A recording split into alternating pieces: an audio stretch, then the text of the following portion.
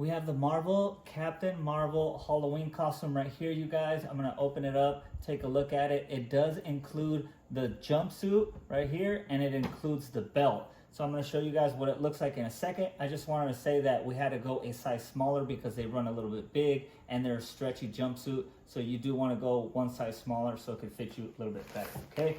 This is what the back looks like. Let's go ahead and open it up.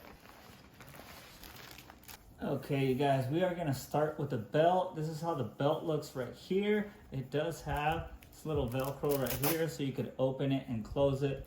But this is pretty much it right here, you guys. That's how that looks.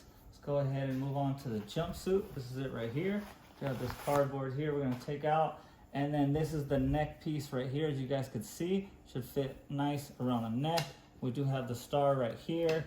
We're gonna be pulling this all the way out. You guys, let me show you how stretchy. You guys, it is stretchy, so that's why I want to give you guys a heads up to order that one size smaller, okay? If you guys want to check out the sleeves, here's what the sleeves look like. They do have the thumb insert, so the thumb's right here, the rest of the fingers right out there. Okay, let's keep looking at it, see what we got here. This is, of course, where the belt is going to go around right there at the waist area. Let's check out the legs. Okay, these are the boots right here, the red boots. All right, let's take a look at the back so you guys can see how you're going to be slipping this on. Okay, the cool thing, it does come with a zipper, and the zipper runs all the way down to the belt line right here, to the belt line. Okay, zipper looks pretty sturdy, looks good to go.